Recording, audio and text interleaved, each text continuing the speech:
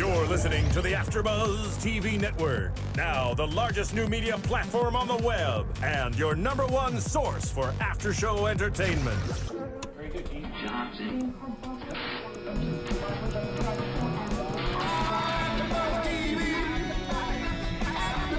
From the AFTERBUZZ Studios in Los Angeles, California, presented by Maria Menounos and Bing.com, and streaming live thanks to Akamai Technologies, this is AFTERBUZZ TV's Dexter After Show. We'll break down tonight's episode and get you all the latest news and gossip. And now, another post-game wrap-up show for your favorite TV show. It's AFTERBUZZ TV's Dexter After Show. Stephen, that was the funniest lip-syncing impression I've ever seen of our intro. It was a little Tony Robbins. It was a little, It was maybe the scariest that I've ever seen.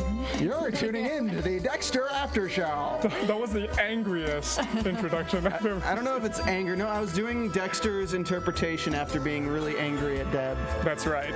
It was Deborah. I am angry at you. Well, Bing is for doing, everybody, and I am your host, Sean O. We're doing another amazing AfterBuzz TV after show for Dexter. We're on Season 8, Episode 5, This Little Piggy. And I'm joined here by my courageous and charismatic co-hosts. Oh, nice. Hi, I'm JJ Jurgens. And this little piggy is Stephen Lemieux. Nice one. Bad. We're going to be talking about Vogel's abduction, Rivera Case, and the Hamiltons. I put Cass up there. Rivera Case and Hamiltons with Zach the son possibly being a killer. We'll talk about that. We're going to be discussing Masuka's kid, a.k.a. Nikki Walters, and dinner with Cassie, Dexter's just awfully awkward dinner. He likes blondes. She's kind of blonde, right? She's like a dirty blonde. Dirty blonde. Yeah, kind of like JJ over there. Hey, Hey, Dexter would call like me you, dirty. JJ. Hey, both of you guys are dirty blondes. You're a dirty brunette. Oh, thank you. According to our comments on the YouTube. Who talks about that? Well, anyway, let's talk about Vogel's abduction, which was pretty much this whole episode, right? And it was a good one, and I predicted that we would see Mr. Yates get killed this time. You did. Bing! You were correct. Huzzah! And I got it right. And So boy, did he get killed. he did. Let's just talk about that Yeah. scene right away. Best scene this season. I was shocked. Great. I was just happy. I was like, yeah. It's like something out of it's like one of the most satisfying deaths. And whenever you're watching a show like an army show or whatever, when the cops are shooting people or someone's behind a door and they just shoot through the door and kill them, it reminded me of that.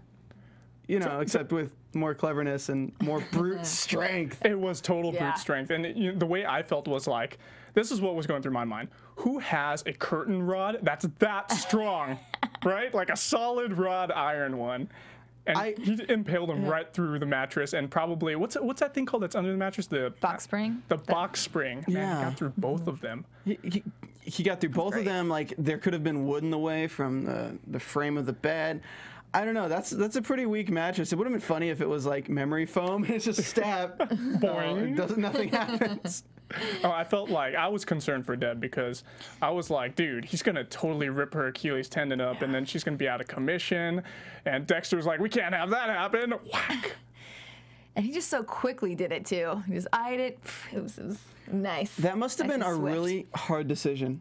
Not for Dexter, but for like the editors, because they probably recorded from what we saw, and they probably also recorded a scene and had a different variation where all we saw were Yates's expression from like, and then it zooms out to Dexter on the bed with the curtain rod. Yeah. So I'm sure they had to decide like, which one do we want? Do we want Yates just being like, or do we want Dexter just?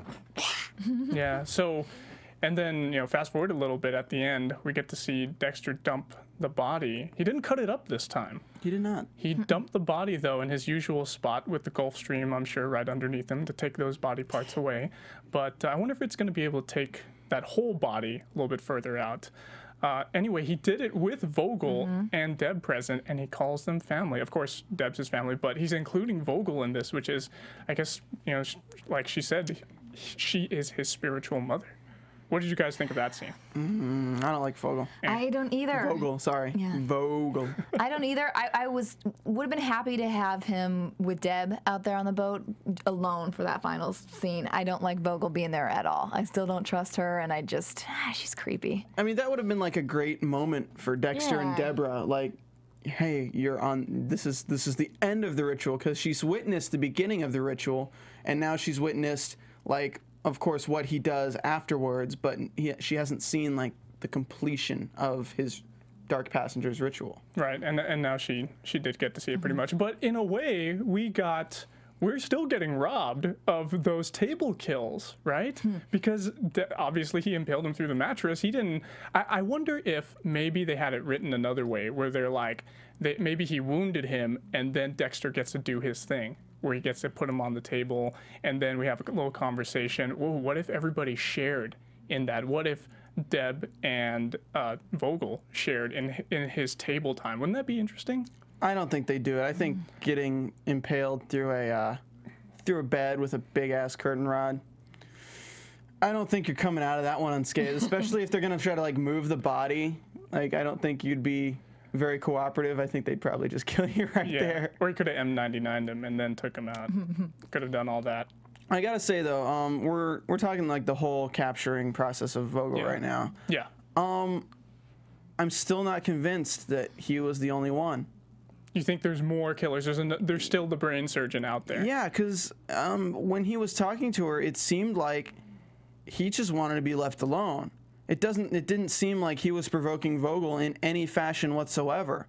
So that's why he was so surprised that somebody was in his house.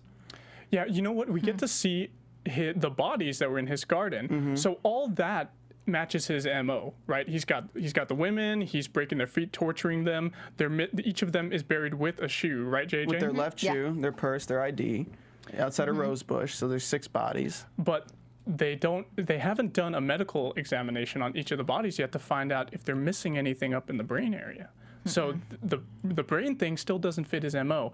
And I think one of our YouTube or maybe even iTunes fans they commented at us, and they said that they were listening to Scott Reynolds' podcast, and he said that Vogel is not a killer. Yeah. So what is she then? You know, like we're proposing each day that she's like pitting everybody against each other. Maybe in that way she's not a killer. Maybe he's just being really, really specific about it. He's a writer. Of course he's going to give small breadcrumbs to make you think different to think something's completely ruled out when it's really not. And I like that it's at that time. He can say Vogel is not a killer, but it doesn't mean Vogel is never going to be a killer. Yeah. That's my point, is that no matter what, she's not a killer now, but this is still talking as if it's the present. There's still a future in writing that Vogel could be a killer. And she could still be not the killer, but like we said, she is the orchestrator of it all and gets like other people to do all the killing for her, or, you know. Yeah, she's the leader. Yeah, exactly, JJ. She could be the sociopath, like Charles Manson type personality behind the scenes, or like the Joker, you know, behind the scenes making everybody his puppet and telling them what to do in a way, or manipulate. She's manipulative. We've talked about that so many times. She's probably forcing people to do things. We got to see her manipulate Yates a little bit during one scene where she started being really motherly towards him, and like in a punishment way at first when she slapped him around. She slapped him around twice, made him bleed. Well, doing what his mother did to him. So, yeah, playing with his mind that way. Yeah, and I'm sure none of the other women did that to him, and that's why he reacted so differently. And we really didn't get to see what he did with the other women, but she got to last like really long during that, you know, to draw out that whole scene and have Dex and Deb track her down, thankfully. You know, honestly, I thought I was more relieved when I figured out that he was just gonna break her toes than like when he was gonna rip her nails off. Oh, that would have been like, terrible. Broken toes don't hurt that bad, honestly. Oh, that's what he was gonna do instead, rip the nails out? No, like that's what I thought he was gonna do, and then he puts it around her toe and like he's gonna break it, and I was like, oh, I mean, yeah, it sucks, but that's not that bad. And I got to see, well, I was writing down in my notes that's what his motivation is. That's what Yates wanted to do. He wanted to like have a triumph against his mother every time with each one of those women, because he would always be hiding under the bed. What would he see? The clacking of the feet. The clacking of the feet, his mom's shoes. And that each one of those women represented his mom and he's taking a trophy. He's just like winning against them each time, which is really interesting. Well, I thought I heard that one of the victims was a guy. Really? I thought I heard like the name, like Kendall or something. Like unless it was a unisex name. Yeah, I think it was a unisex name. Okay, because I was like, was his first victim a guy? What? But I guess it wouldn't make sense for that. Sorry. I'm actually used to Kendall being a woman's name. Really? So Yeah. yeah, JJ agrees with me. Yeah. Well, and I have a guy's name, a guy-girl name. I have no more JJ boys than girls usually, but yeah. Interesting. You're the only JJ we care about, though. Yeah. Except for our fans that are named JJ. But also realizing, like, looking at, oh my God, Vogel saying, this is over. Like, especially at the end. Oh, it's so good that this is over. And having Dexter get rid of all the things that could tie to other things. I mean, these are like the his or her boxes that I said there's a bigger meaning behind. The pieces of brain. He got rid of all that on the boat. And I'm just thinking, it seems like Vogel is trying to move his mind towards it being over when really, if you ask yourself anything, there are all these open ends.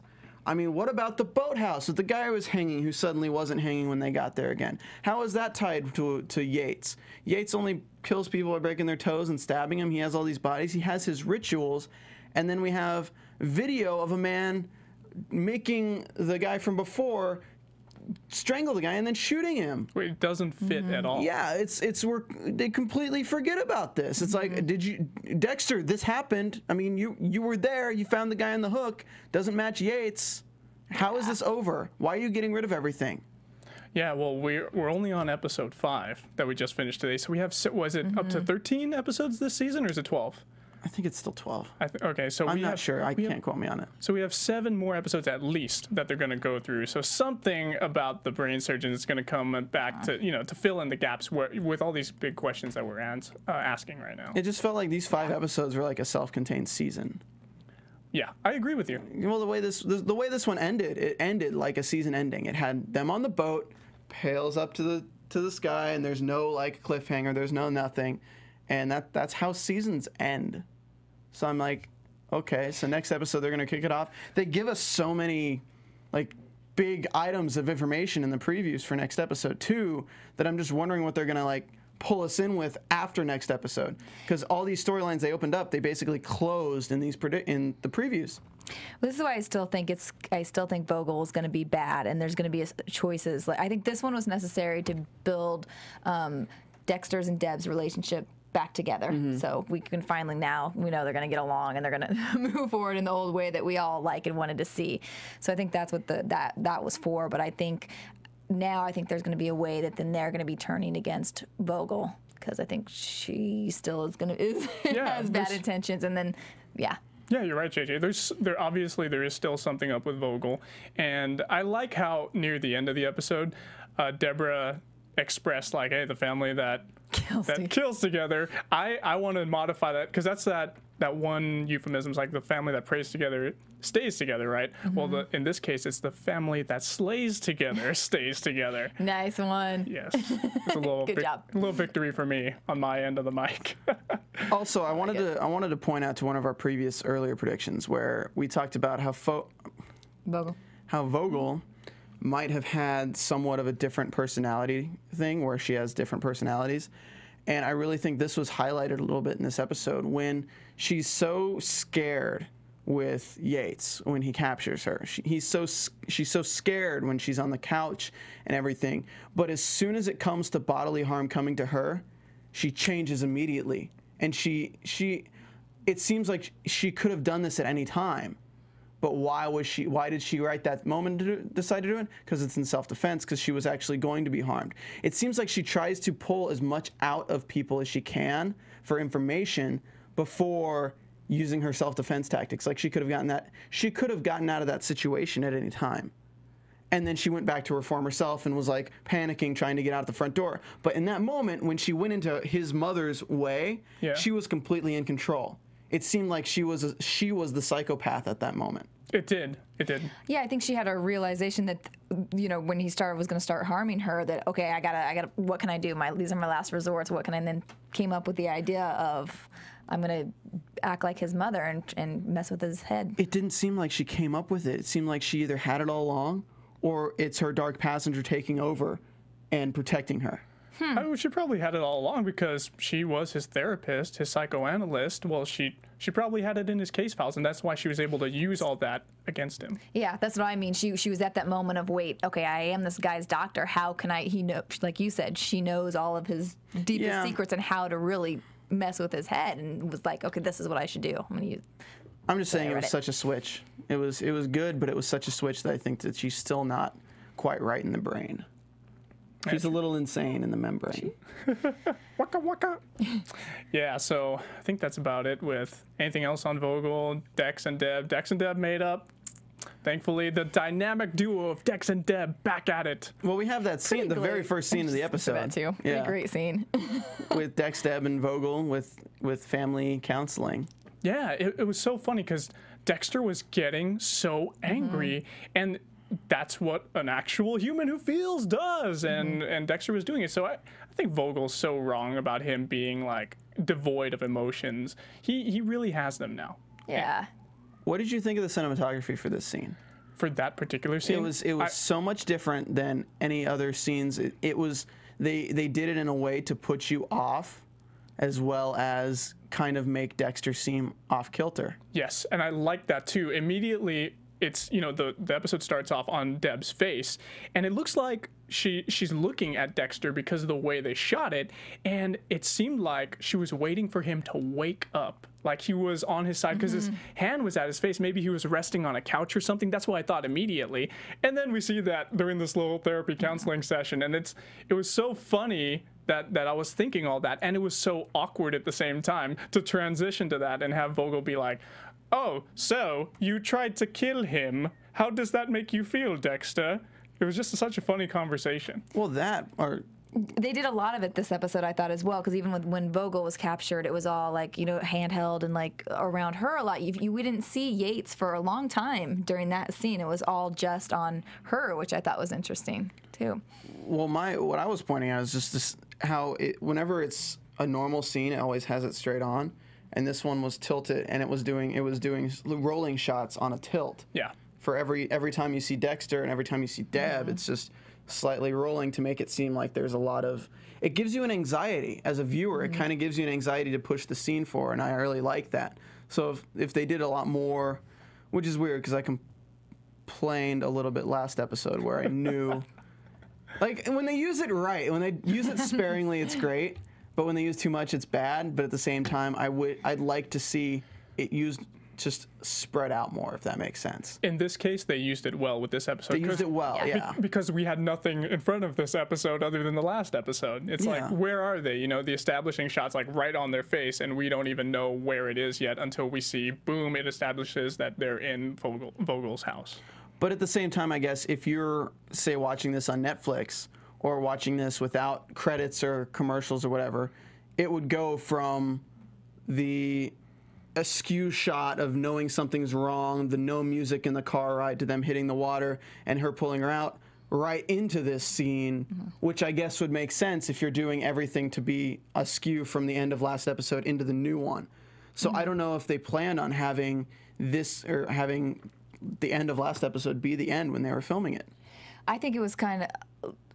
No, I think they did, and I think what they were doing, getting you off kilter like that, so you didn't know for sure, is he in the hospital? Is he somewhere, you know, still unconscious? True. Is he in a coma? You know, kind of messing with you. And then all of a sudden you see, oh, he's in therapy. It's kind of a little humor. But. Well, I'll tell you what's off kilter. The movie Serial Buddies. Go ahead and... Pointing at me? Yeah. Oh. Stephen's off kilter. But go ahead and check out Serial Buddies. Our AfterBuzz fans, you know how you can support us. Help us keep the lights on here at AfterBuzz TV. Go ahead and purchase the Serial Buddies movie in the iTunes search bar. Type in Serial Buddies. Boom, up comes the movie. It's only $5.99. Awesome film to download. It's pretty much Dexter and Dumb and Dumber mixed together, and you get pure enjoyment out of it. I thought it was really funny. I know you guys enjoyed it too, right? Yeah. Yeah, it was good. So many stars in it. Christopher Lloyd, Christopher McDonald, Artie Lang, Kathy Lee Gifford, all make cameos, written, directed by Kevin Undergaro, and it's got Maria Menounos in it as well. Booyah! So go ahead, don't forget to download it and help us here at AfterBuzz because we don't ask much. It's like if Dexter said, my Dark Passenger needs 15 people, and I want to do a road trip and just get one in 15 different states. It's kind of like that, a little bit. It is. Yeah. Except with all the comedy of, like, Cockamamie stuff. all the funny parts of Dexter and none of the dark parts, you know. Yeah. But it's good. True that, true that. So the Rivera case is being handled by Quinn and Miller, and, well, everybody's pretty much handling it, right? But it's being head by Quinn this episode. And is this the first time that he's gotten up and done pretty much the presentation for the meeting? It's not. It's just this is the first time he's done it In a long time. No, it's the first time he's done it when it's like him against somebody, like when When it really matters. when it's noticed.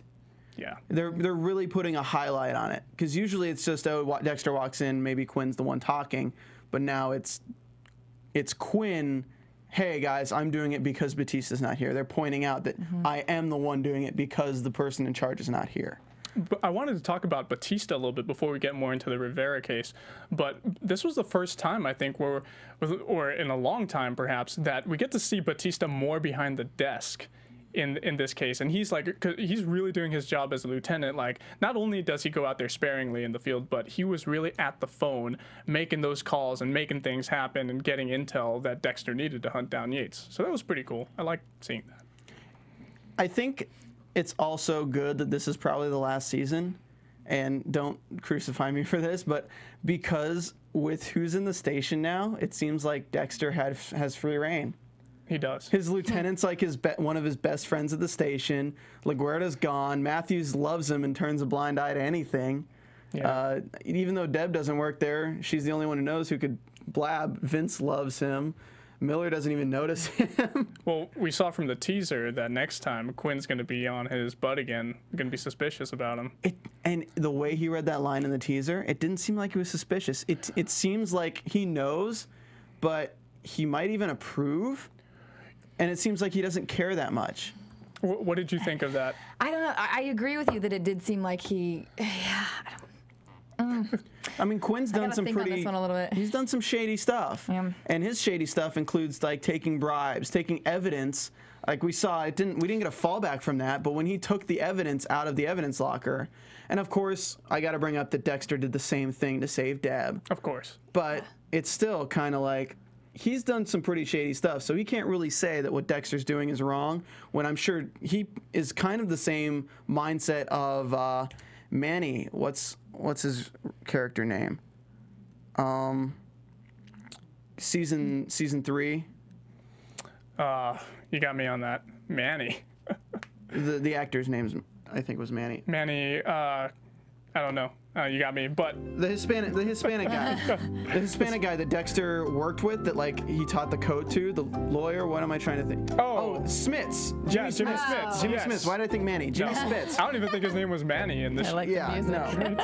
no. Thank you, Phil. Nice. But yeah, Phil. Jimmy Smits. It seemed like Quinn is kind of the same mind as Jimmy Smits would be, coming to this realization. If Dexter said that I'm killing these people that get off on this stuff, Quinn seems like the kind of character like, well, yeah, let's get those first. I'm not quite sure if he's going to know that much or if he just is going to know. I think that I think Quinn is going to get, I mean, clearly Matthews is protecting this family and protecting this sort of situation. Yes. It's going to get, to Quinn. So then maybe he just knows that maybe not that Dexter's going to kill the kid, but maybe he's going to do something to get, to stop this kid. And that's what he's saying that he knows. Regarding that line that we were talking about, like, hey, I know what you're doing. That could be that's the most vague thing ever if you really think about Yeah. it. Just in the context that they put it in sequence in the teaser, it makes us think that, oh yeah, he's gonna be on to Dexter again, like investigating him. But we don't know if he's really gonna do that. He could say something like, he could be doing something like, hey, I know what you're doing when you tried to get out of there with Cassie, or when you pulled her aside. We don't know what the context is. That Exactly. he's That's what saying makes it a great trailer. It is. It gets us talking and wondering. It was good. Now let's get back to the Rivera case. Yeah. So Dexter, was it Detective Miller? So Angie and Quinn, they all go to the place together, and they they start questioning Hamilton. And he reveals that he doesn't want to do the DNA test. I'm sure he doesn't want to have it like actually on paper, like, yeah, I effed this woman. No, he just straight up says, okay, you guys, I did have relations with her, and she left here alive. And he did it very adamantly to the point where it's like, okay, this guy's probably telling the truth. You know, it didn't even focus on him at all so we can see any tells. It was just on Dexter's face the whole time. And Dexter sees Zach, Hamilton's son, coming along the side of the pool, and this kid is looking like a predator. Yeah. Right away.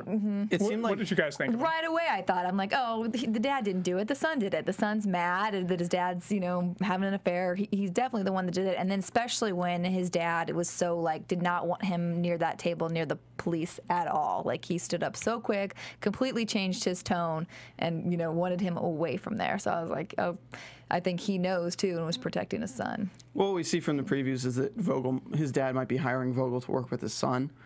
And, I mean, his son's obviously off A bit. a bit, yeah. The way he talked to Dexter, it seemed like he wanted recognition for his work, if he did in fact do it. Well, Yeah.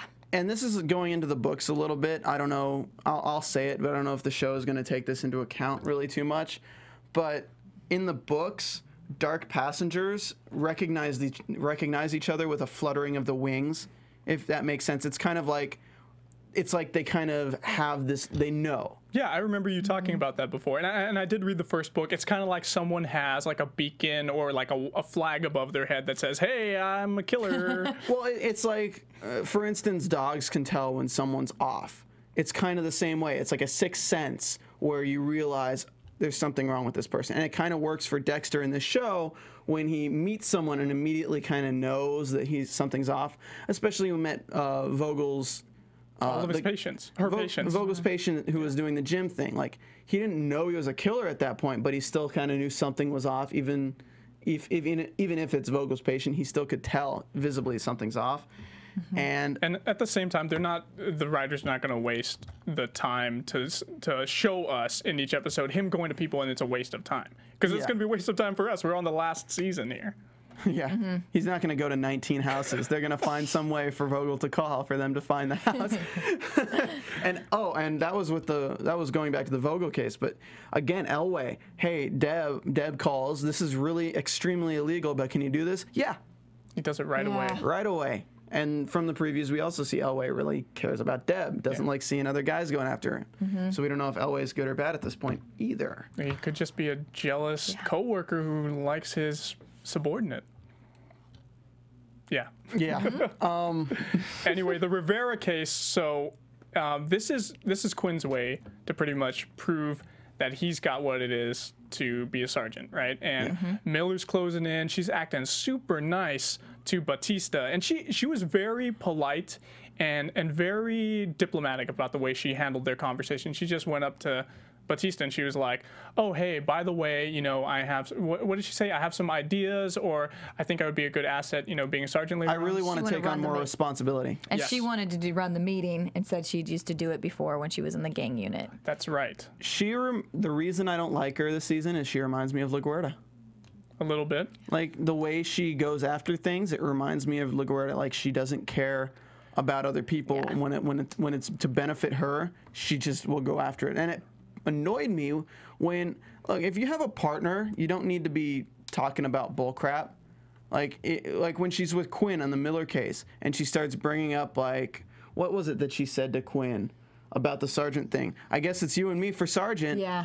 And she said Yeah. something like, you're talking about this episode, Yeah. still, right? Yeah. And she was like, hey, let's not get our friendship in the way, or not have this Yeah. get in the way of our friendship, rather. And he was like, we're friends? Yeah. Yeah, it seemed like let the best girl win, haha, Quinn. Yeah. You know what? That's so Totally funny. agree with you. That's funny that you guys say that, because I really feel like she was being genuinely nice there. Oh no, so passive aggressive. I think I agree with him. It's, yeah, I don't like her either. Like, I don't like her character this season because of the same reasons. It felt like she doesn't care about them. It's just about for herself, and that is kind of a little taunt, I think. From an outside perspective, like someone who doesn't know these characters, you wouldn't really think it's that passive aggressive. But if you look at from her shoes, I mean, she probably doesn't like Quinn too much, because from her dealings with him over the past season, where he's kind of a slacker, kind of screwing up hardcore, and now he's up for sergeant when she thinks she deserves it more. I mean, she has a reason to be kind of like picky at him. Yeah, like are you're really going against me for sergeant, like just because it's your boy who's the lieutenant? So I think she's probably a little bit bitter, if that makes sense. Yeah. And I don't know, I just don't like her being as passive-aggressive about it, because it's a character I don't care that much about. And I don't mean that against, of course, we had her in studio. I don't mean that against her, but her character is just, when a character you don't really like is doing so much, or doing something to mess with the other characters that you do like, you kind of just develop a dislike. Just like Vogel. We don't really like Vogel because she's messing with Dexter and Deb. We're not familiar with her, and she's annoying us because she's just so creepy, messing with our boys, you know, messing with our characters. Regarding Miller, I wanted to talk about how it was so interesting in the last couple of episodes when they mentioned the test scores. Matthews is actually on Miller's side, and he wants her to be sergeant now. And of course, we talked about he would have like the token female black person in that position. Boom. Oh, he's going to fill that void, right? And then now he's like totally switching his gears. Like this episode, he knows that he has like Quinn, he has leverage over Quinn with that sergeant position. So now he's saying, hey, make this thing kind of slip by, make this case go by with the Rivera thing, and maybe if you make me satisfied, I'll recommend you as being sergeant. What'd you guys think of that? I thought he was just busting his balls.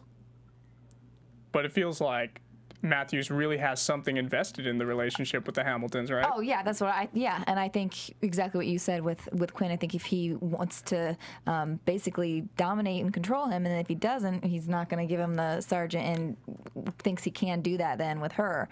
But yeah, I definitely think he's hiding something, and he's using Quinn to kind of you know, let this go so something doesn't get exposed. Well, as we know with Matthews, okay, so Matthews knows Hamilton and knows that Hamilton was having an affair. Like he from the moment that we heard about the nanny, he probably knew he was having an affair. Matthews lost his job for the stripper, didn't he? So, I mean, of course, Matthews has some underhanded things. I'm sure that there's a whole circle of like powerful men who waspy men, yeah, who probably use the same escorts or something like that. They're probably close friends in that regard. But I don't feel it was Matthews saying, hey, if you don't screw this up, I'll back you for sergeant. I think it was the exact opposite. I think it was, oh crap, Quinn's on this case, the cop that's the least delicate. I better get it into his skull that he better not screw this up, because this is someone who supports the department. I like that, Stephen. That's a really good perspective. Because I don't see Matthews supporting Quinn ever. This is where I need to read. One of our lovely listeners sent me a very impressive novel of all these predictions and things for this season and people. And I apologize due to personal issues this week, and I haven't got to read it with my dog. But anyway, he says in there something, I think that something's going to come out with Matthews and these women because of his past with the prostitutes. And so I think there might be a bigger thing about why his connection with the Hamiltons and this latest victim, there might be a big kind of something big coming up with his storyline in the next few episodes. The Hamilton wife might be with Matthews. Oh my goodness, that would be insane if something like that happened.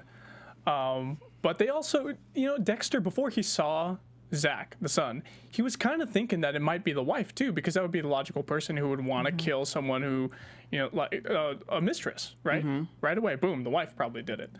But I don't know, this kid Zach, he's looking kind of creepy. Well, weirdo. plus the wife has a solid alibi. What did she say? She was out of town for like a week, probably with her boy toy or whatever. Yeah. But she was out of town for the whole week and was not there, and that's why Dexter said, or Quinn said, oh, to give you alone time and give you time to see, what's her name again? Cassie? No. Oh, Norma Rivera, yeah. okay. Time to see Norma, and he admitted, it's like, yeah, I went to see her. So the wife couldn't have done it, so it only leaves the son, and especially after we have Quinn and Batista finding that lead of the witness seeing the Porsche right outside our house. Yeah, that's right. I forgot about that witness. That was really important. But and Matthew still wanted to bury it. He was like, "Oh, the witness recanted his testimony." Who got to the witness? Did Matthews send somebody to go ahead and tell him, like, "Hey, we're gonna pay you off," or probably threaten him? Who knows?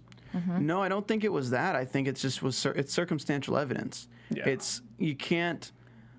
I mean, they can take him in. They could take the son in for probably 48 hours trying to get better evidence on him or question him and everything. But when it's such an influential family, when it's such a supporter of the department, it's another one of those cases like, hey, Quinn, you're not absolutely sure. We can't take this guy and arrest him on seeing his Porsche outside of Norma's house. Yeah. I agree with you. I think that maybe he did get to him. I think. Really? I don't think he's playing by the books with this at all. Like he doesn't want this. He doesn't want stuff out. I don't know if he paid him off or somehow the son. But yeah, I think he's definitely involved in getting this hush hush pretty quickly. For sure, it's direct evidence that he was there at the scene. But then again, people's memories can be extremely faulty. You know, like people like 60 to 50 or even 40% of the time, they really remember accurate information. Every time you remember something, you remember one thing different in it. Yeah. So, hey, maybe he didn't see the kid. Maybe it wasn't a Porsche. What if it wasn't a Porsche? What if the kid doesn't own one? What if he owns a Ferrari instead? So that's Then he's a spoiled man. yeah. But seriously, that's something that at a hearing or an indictment hearing or whatever, a lawyer could say, hey, throw this out, man. It's totally inaccurate. Exactly. How good's your eyesight, sir? How far away were you standing? Just watch My Cousin Vinny. I love that movie. Yeah. Yeah. I mean, I don't know what's going on with that. But we're gonna see it from the teasers. It looks like Zach is gonna be he's gonna play a really pivotal role next time. Well, what I'm seeing maybe with Zach is, I think it's gonna be kind of a decision that Dexter has to make, whether to set Zach up, like send him to jail, or to train him. Because I believe Dexter is going to be the one who gets the evidence on Zach, if there is any.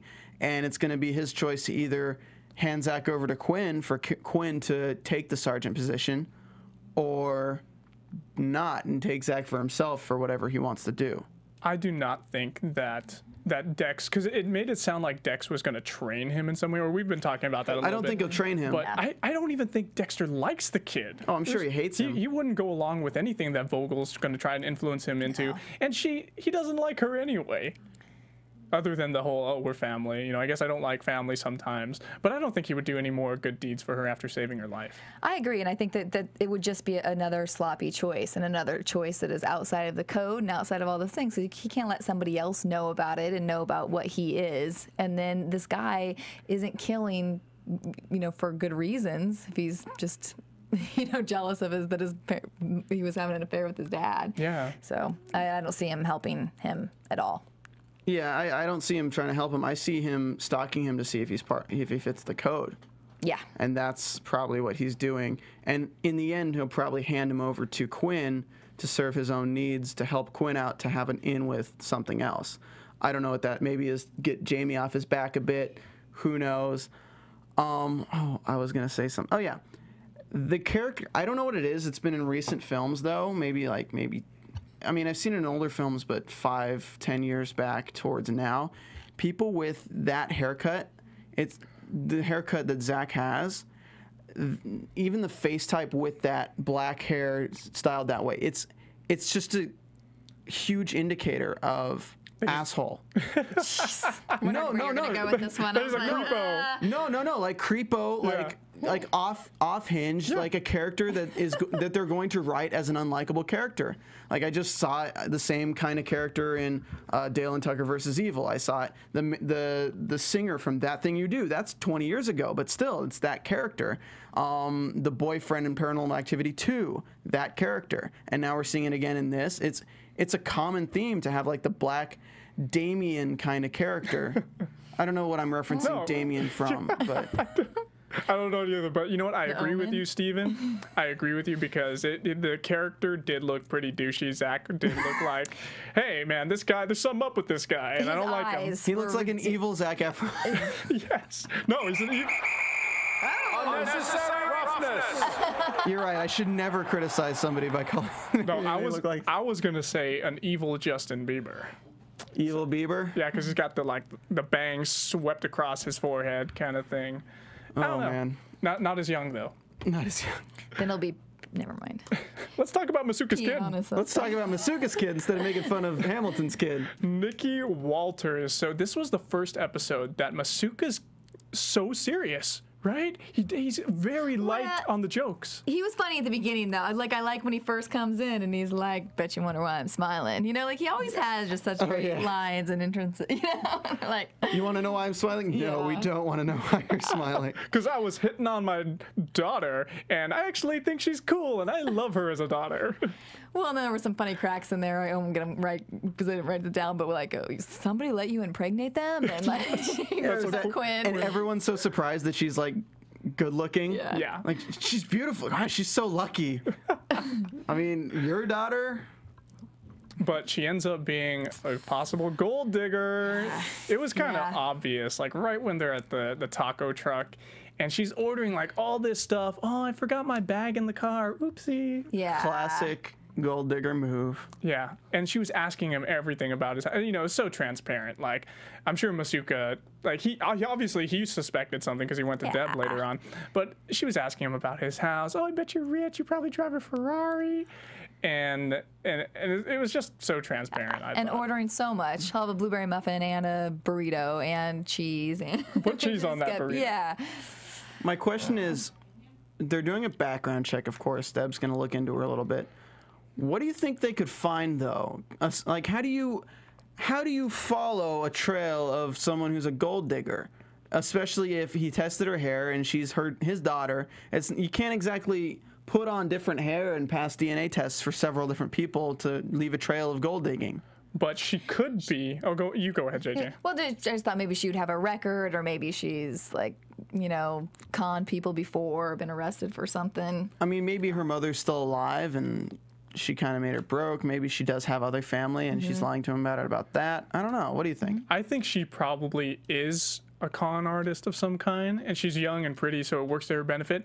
And she's probably known for a good amount of time now that she had a father, but maybe she waited and now she's like, oh, now I can use him as a resource too, someone to extract money and like live with them and have them pay for everything for me. Perhaps. Just so sad. We don't want anyone to treat our Masuka poorly. No. Come on. Especially not his own daughter. Yeah. But I think that's about it on Masuka's kid, right?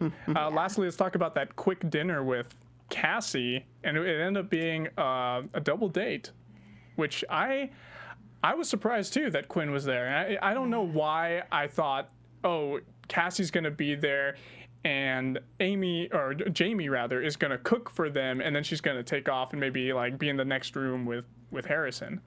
I feel like if somebody went back to season 4 and was like 3/4 of the way through that and then just stopped and watched the night's episode and saw Quinn at the same dinner table as Dexter, they'd be like, wait, what? Because Quinn was so suspicious of him. He had a PI on him. He had that creepy dude. Now he's eating dinner with him? Yeah. I mean, it just seems like Quinn is really close, like, not really, but closer to Dexter than you think he would be. You'd think it'd be more, hey, we're going to have dinner with Dexter.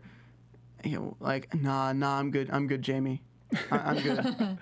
I'm not going to do that. That guy almost killed me. Yeah, I'm good. Well, we had another fun moment with that scene too, where Jamie goes into Dexter's room, basically saying that, you know, you will stay.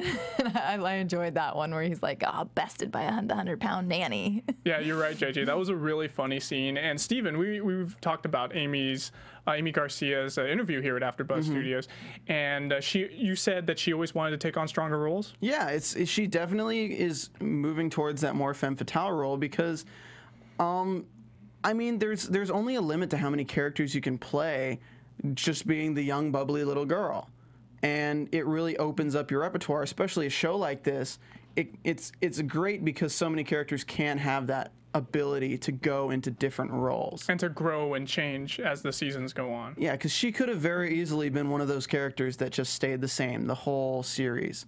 But it's good she's not. It's good because we actually care about the character more now that we know that she has an arc. She's different. She's not going to be just the nanny who's oblivious to the fact that Dexter is killing people.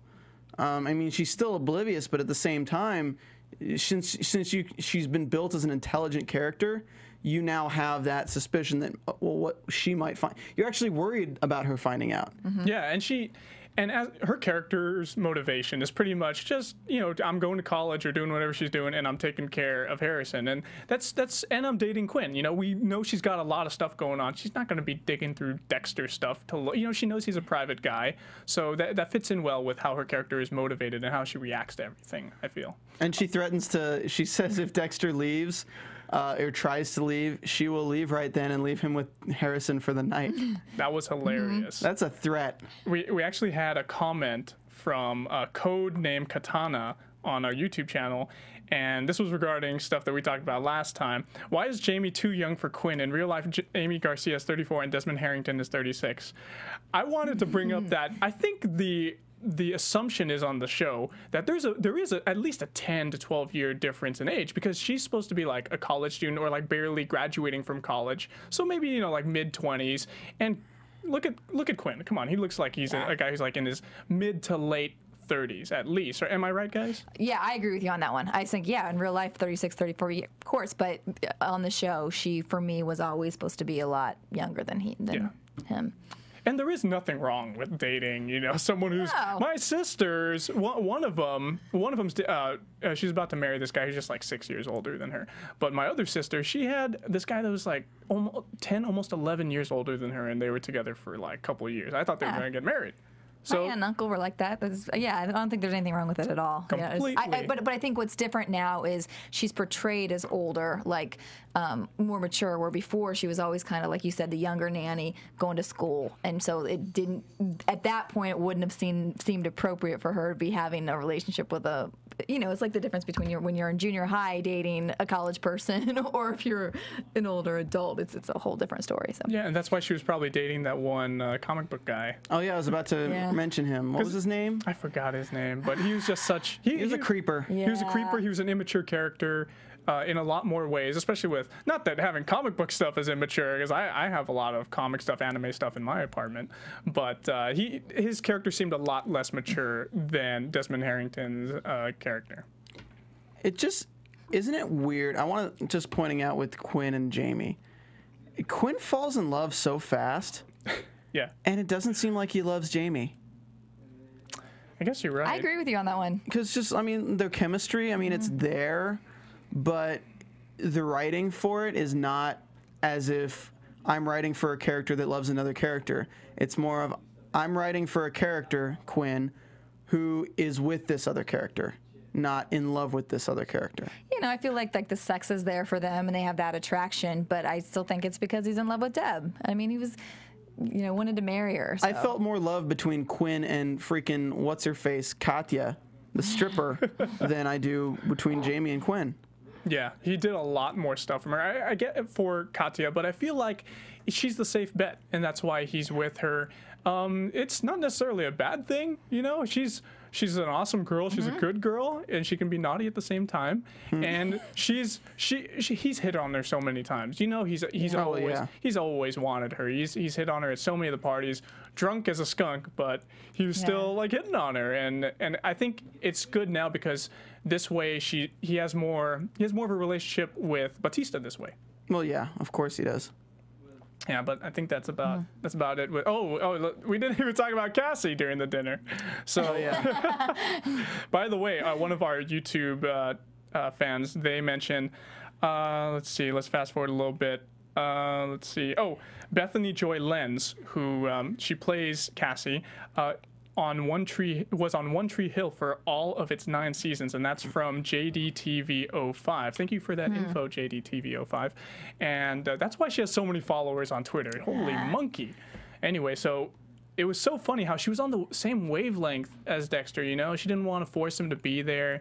And she even played along with it. She was even like, oh, I'm feeling bad right now, you know? Or I have a, oh no, she said she had a meeting or something in the morning. Like, oh, I got to wake up really early. She plays the Debbie Downer. Yeah. She takes the fall. She did, which was really nice. The Debbie Downer, and then we got Darkly Dreaming Dexter heading out the door. Boom, thank you so much. I'm out of here. Take care of Harrison for me, right? Yeah. Well, plus, they're two adults. Yeah. No one wants to have their first date be a double date if they're adults. I mean, maybe some people, but that's just kind of the whole, it was all set up by Jamie, and it was all at Dexter's place. He was obviously not wanting to be there. He was kind of like fidgeting, looking as his phone was going off the hook. Yeah. I mean, I don't think she's going to be like really happy about just making him stay there through work. So, I mean, it's definitely better to reschedule. Just saying. Agreed. Plus, it seemed more intimate, too, when they were talking alone. I actually felt like Dexter was going to, I felt like he wasn't going to forget this time. Like, he would come like, I didn't even think he was going to come home. I thought he was just going to completely be outdoors the whole time and not even come home and stop by his apartment at all. But he ended up actually forgetting this time, and that's how he got stuck in this whole situation, which ended up being funny. Yes, but anything else on Cassie? She's cute. I like her for Dexter. We will see. I do too. I mean, there's always something wrong with the people Dexter goes after. So maybe she's going to be maybe a little bit crazy in some way, or who They're knows? either crazy, they're either murderers, they're either now dead. She might. He doesn't have a good track record. What if she accidentally stumbles upon his stuff in his apartment? And who knows? Oh, he doesn't have his blood slides anymore, so maybe she might stumble upon his knives in some way, or the M99s. Maybe she's... also, it's just pointing out, we haven't seen or heard anything of Cody or Aster this season yet, or the grandparents. I hope we get a little bit of them. Oh, yeah. I don't know. That would be nice. Just throwing it out there. Well, if there's not anything else, let's move on to our news and gossip. AfterBuzz TV News. So I got a couple of things. Let's see.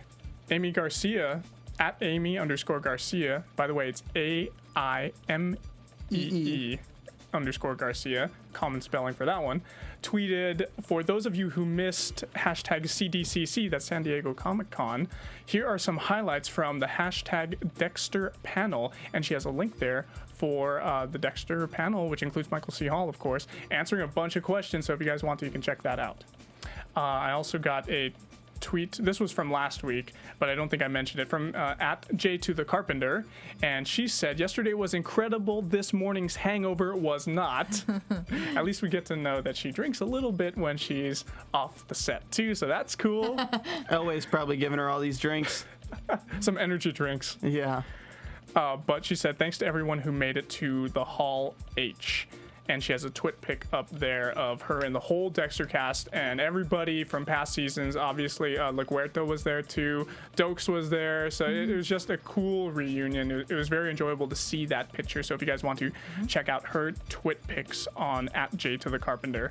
Did you guys have any news and gossip? I don't know if I told you guys this. I told you guys. I don't know if I said it on air. There is a new Dexter book coming out in September. Yes. Dexter's Final Cut. It doesn't mean final as in it's the last book. It means final as in it has to do with film and things like that. That's why it's called the Final Cut. But yeah, Jeff Lindsay's got another book coming out, and if you haven't read the previous ones, definitely do. I think the last one was No, I forgot. The last one was at the Island and things like that. But definitely check that out. And check out the new one when it comes out. Go on Amazon and pre-order it. Right on. I had some more tweets from fans here. Phil S. at Phils71 tweeted at me, at Sean Austin O. Dexter's son's imaginary friend. You think this could be a deep-seated spoiler? Final show, final moments, Harrison's friend. Oh, yeah, because I think I replied to his comment. I said that, yeah, kind of bells went off. Dark Passenger whenever we saw that. Yeah.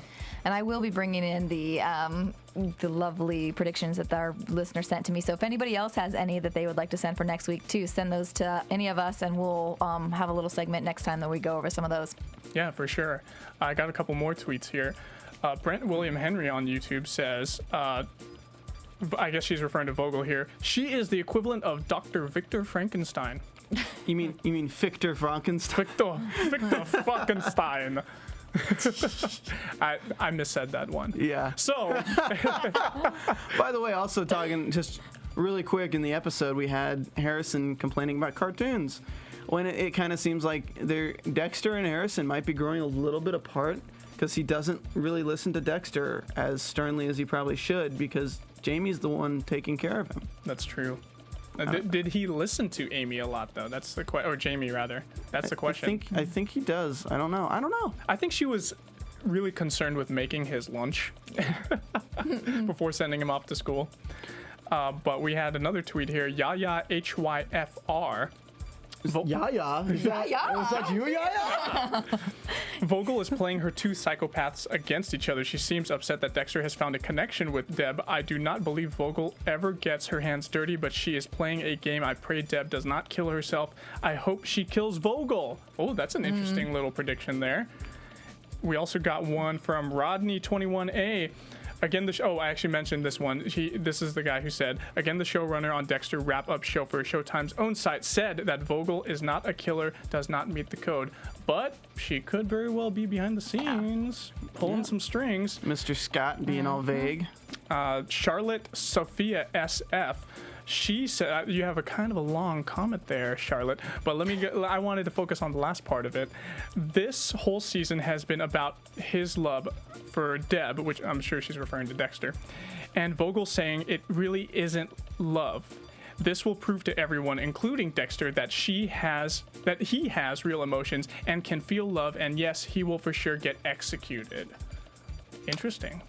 So with that said, perhaps Dexter will get executed, and we're moving into predictions. Your AFTERBUZZ TV Predictions.